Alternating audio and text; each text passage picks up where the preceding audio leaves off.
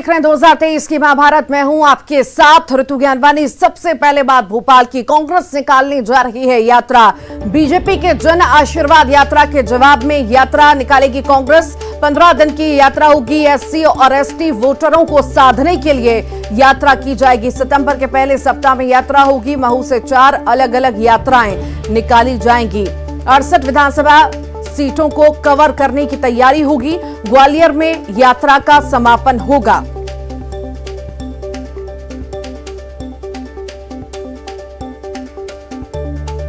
तो कांग्रेस यात्रा निकालने जा रही है। बता दें, लगातार बीजेपी की यात्राएं जो हैं हो रही हैं और अब उसके बाद कांग्रेस कहीं ना कहीं यात्रा निकालने के मूड में है और एससी एसटी को साधने की भी कोशिश उसमें की जाएगी।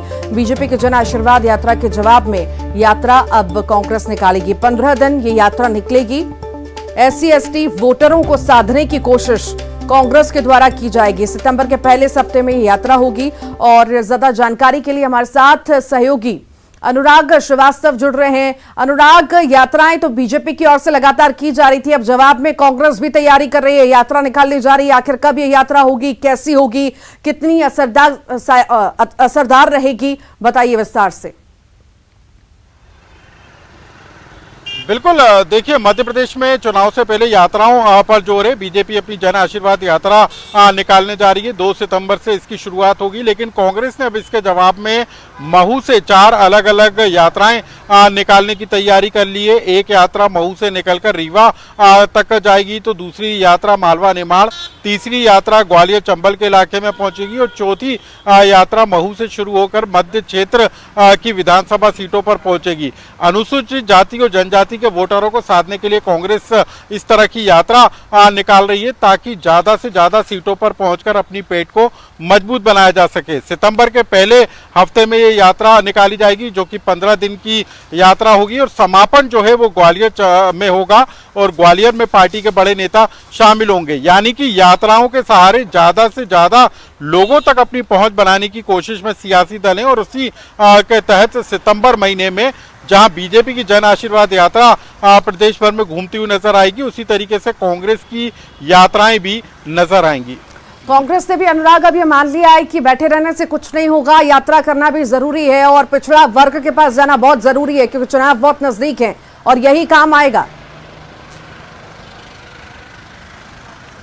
बिल्कुल, देखिए, प्रदेश में अनुसूचित जाति और जनजाति का वोटर निर्णायक भूमिका में होता है और यही वजह है कि महू में अंबेडकर की स्थली से कांग्रेस अपनी यात्राओं की शुरुआत कर रही है। यानी कि अनुसूचित जाति वोटरों पर कांग्रेस की नजर है। मध्य प्रदेश में 16% से ज्यादा अनुसूचित जाति के वोटर हैं और 36 से ज्यादा सीटें ऐसी हैं जो कि अनुसूचित जाति वर्ग के लिए आरक्षित हैं, लेकिन उसके अलावा भी 60 से 70 सीटें ऐसी हैं जहां पर अनुसूचित जाति का वोटर निर्णायक भूमिका में रहता है और यही वजह है कि महू से कांग्रेस अपनी यात्रा की शुरुआत करने की तैयारी में। और इसके पीछे एक बड़ी वजह बीते दिनों जो सागर में संत रविदास का कार्यक्रम हुआ था, जिसमें खुद पीएम मोदी पहुंचे थे, मल्लिकार्जुन खड़गे पहुंचे थे और वहां पर भी बड़ा कार्यक्रम हुआ था और यही वजह है कि ऐसे वोटरों को साधा जाए जो कि एक बड़ी जाति में अपना वोट बैंक रखते हैं और यही वजह है कि कांग्रेस अब इस यात्रा के जरिए उन इलाकों तक पहुंचने की कोशिश करेगी जहां पर अनुसूचित जाति का वोटर सबसे ज्यादा संख्या में। ठीक, बहुत बहुत शुक्रिया अनुराग जानकारी को साझा करने के लिए। रायपुर से बड़ी खबर की बात करते हैं। कांग्रेस चुनाव घोषणा पत्र समिति की बैठक खत्म हो चुकी है। समिति के अध्यक्ष मोहम्मद अकबर का बयान भी आया है। प्रदेश प्रभारी कुमारी शैलजा के साथ कल फिर बैठक होगी। ईमेल के जरिए 500 से अधिक सुझाव मिले हैं। फोन, व्हाट्सएप और पीसीसी कार्यालय में भी सुझाव मिले हैं। बैठक में जनता से सभी सुझावों को लेकर चर्चा हुई। समिति के सदस्यों की टीम बनाकर सुझाव के लिए भेजा जाएगा। संभाल, जिला और ब्लॉक स्तर पर समिति के सदस्यों को भेजा जाएगा।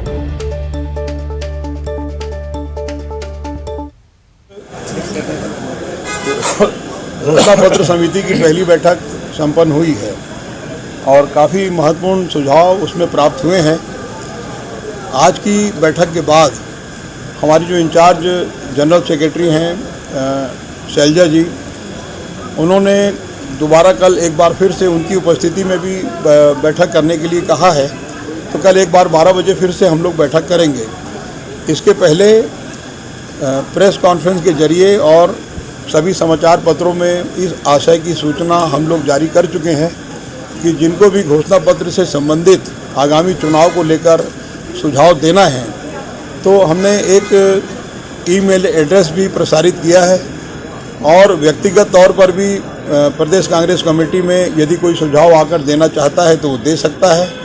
ईमेल में भी लगभग 500 से अधिक अब तक सुझाव प्राप्त हो चुके हैं। आज की बैठक में भी सभी सम्मानित सदस्यों ने अपने अपने सुझाव दिए हैं। अब कल दोबारा बैठक होगी। और ज्यादा जानकारी के लिए सहयोगी युगल तिवारी हमारे साथ जुड़ गए हैं। युगल, कांग्रेस की घोषणा पत्र समिति की बैठक खत्म हो चुकी है, कितनी खास ये बैठक रही और कौन कौन शामिल रहा इस बैठक में?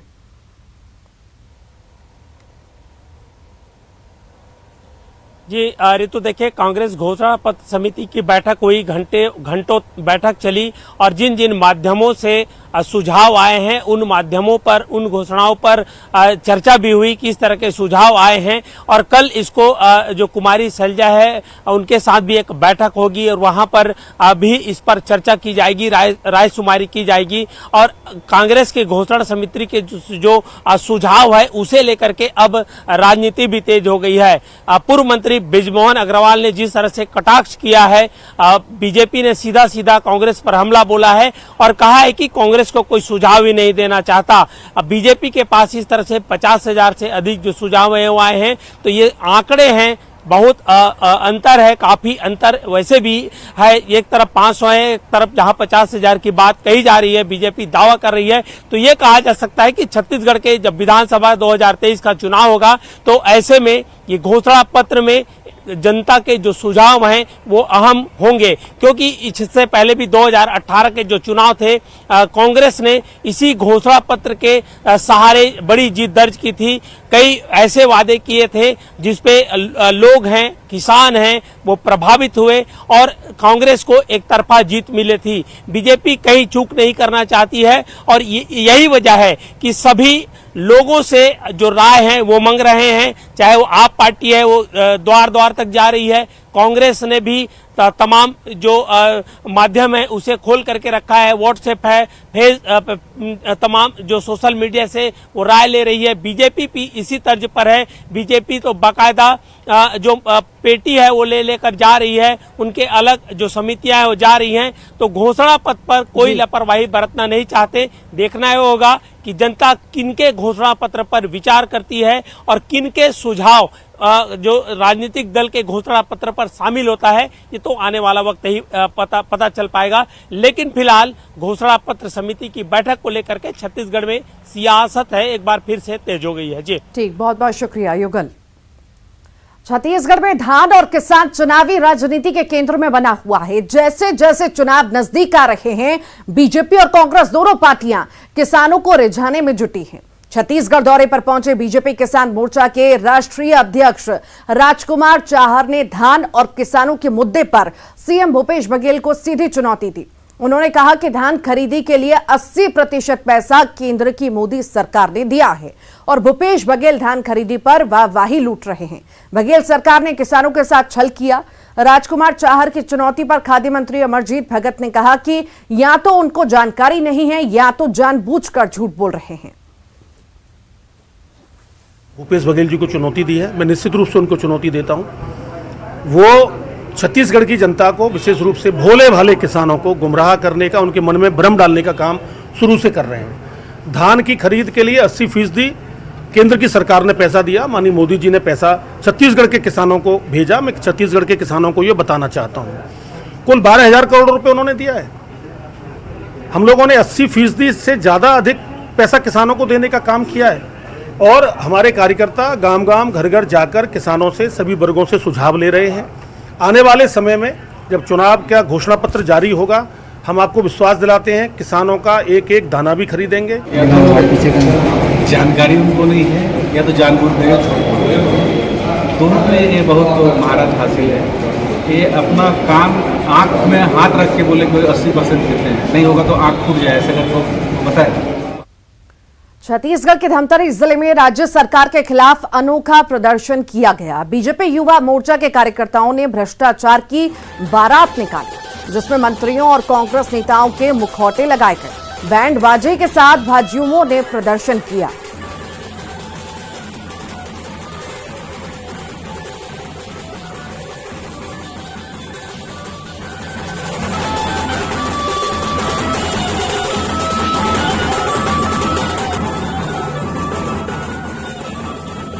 तो भाजयुमों ने भ्रष्टाचार की बारात निकाली है। ये तस्वीरें आप देख रहे हैं, मुखौटे लगा करके जो है ये बारात निकाली गई। प्रदर्शन हो रहा है छत्तीसगढ़ सरकार के खिलाफ। अनोखे प्रदर्शन की ये तस्वीरें आप देख रहे हैं। भ्रष्टाचार की बारात भाजयुमों द्वारा निकाली गई है। मंत्रियों और कांग्रेस नेताओं के मुखौटे लगा करके नाचते गाते ये नजर आ रहे हैं।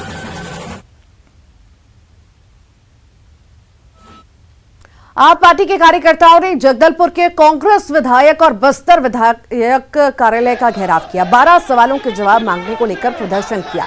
रोजगार, पेंशन, बिजली, हाफ, स्वास्थ्य, शिक्षा जैसे 12 सवालों का जवाब मांगने विधायक कार्यालय पहुंचे, जहां पुलिस के साथ झड़प हुई। काफी देर तक हो हल्ला करने के बाद प्रशासन को ज्ञापन सौंपा गया। जल्द मांगे पूरी नहीं होने पर उग्र आंदोलन की चेतावनी भी दी गई।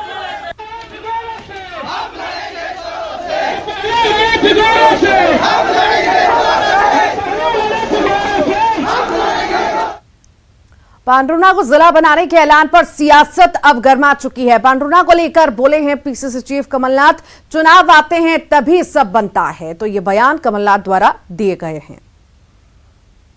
जिला बनाए कुछ भी करे, मध्य प्रदेश सबसे बड़ा जिला है मध्य प्रदेश का। इसलिए घोषणा ये 10 साल से कर रहे हैं कि पांडुर्ना बनाएंगे। नगर पालिका चुनाव आता है, पिट जाते हैं।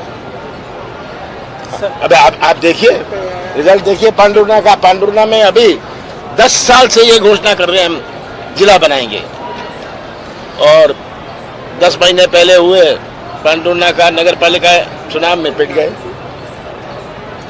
छिंदवाड़ा की बात छोड़िए, वहाँ तो सभी विधायक कांग्रेस के हैं, वहाँ का महापौर कांग्रेस का है। इंदौर में विधानसभा चुनाव के टिकट अभी नहीं बटे हैं, लेकिन उससे पहले ही विरोध प्रदर्शन शुरू हो चुका है।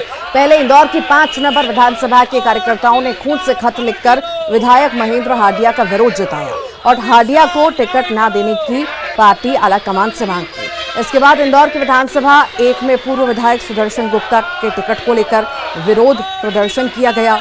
नाराज कार्यकर्ताओं ने पूर्व विधायक गुप्ता के खिलाफ रैली निकाली। रैली में कार्यकर्ताओं ने अमित शाह से न्याय की गुहार लगाते हुए नारेबाजी की। पार्टी के नगर अध्यक्ष गौरव रणदिवे ने विरोध करने वाले बीजेपी कार्यकर्ताओं को पार्टी ऑफिस तलब किया। तो वहीं बीजेपी विधायक आकाश विजयवर्गीय ने कहा कि भारतीय जनता पार्टी बड़ा परिवार है, बीजेपी संगठन इसे कंट्रोल कर लेगा। देखिए, भारतीय जनता पार्टी बहुत बड़ा परिवार है और अब सबको अपना व्यू रखने का स्वतंत्रता है। तो ये छुटपुट बातें चलती रहती है, मगर आप देखिए 39 सीट्स में इक्का दुक्का जगह 2-4। खरगोन की बात करेंगे, जहां महेश्वर विधानसभा सीट से राजकुमार मेव को टिकट न मिलने के बाद कार्यकर्ताओं में गुटबाजी नजर आ रही थी, जिस पर सांसद गजेंद्र सिंह पटेल का बयान आया। सांसद का कहना है कि केंद्रीय चुनाव समिति ने सभी से चर्चा कर फीडबैक लेकर उम्मीदवार घोषित किए हैं।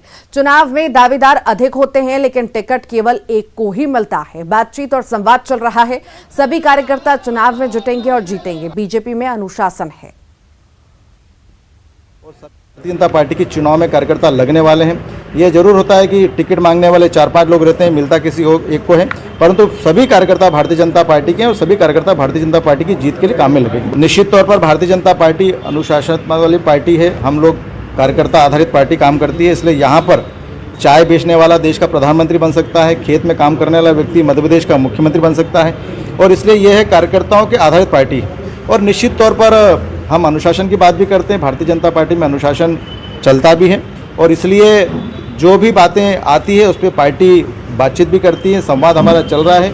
हमारे कार्यकर्ताओं में अगर कोई बातचीत है तो उस पर हम संवाद भी कर रहे हैं, और निश्चित तौर पर वो सब कार्यकर्ता भारतीय जनता पार्टी के प्रत्याशी के पक्ष में प्रचार करेंगे।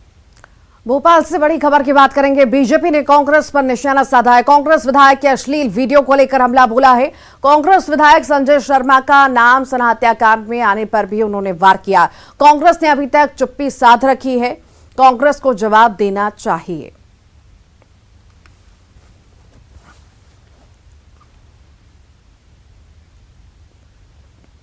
तो कल जो कांग्रेस विधायक का अश्लील वीडियो वायरल हुआ था, उस पर अब बीजेपी कहीं ना कहीं घेरते हुए कांग्रेस को नजर आ रही है और कह रही है कि आखिर चुप्पी क्यों कांग्रेस ने साध रखी है, कांग्रेस को जवाब देना चाहिए। कांग्रेस के चरित्र को लेकर के लगातार सुर्खियां बनी हुई हैं। उनके विधायक सुरेश राजे और संजय शर्मा का नाम दो अलग अलग घटनाओं में, एक तरफ एक अशोभनीय वीडियो को लेकर के सुरेश राजे और दूसरी तरफ तेंदुखेड़ा के विधायक संजय शर्मा का नाम सना हत्याकांड में जो अमित साहू हत्यारे के साथ उनके कनेक्शन को लेकर के आज चर्चा में है। लेकिन दुर्भाग्य की बात है कि इसमें कांग्रेस ने जिस तरीके से चुप्पी ओढ़ रखी है, इससे ऐसा लगता है कांग्रेस इन दरिंदों के साथ है, कांग्रेस व्याभि। और इसी के साथ ही फिलहाल के लिए बुलेटिन में इतना ही।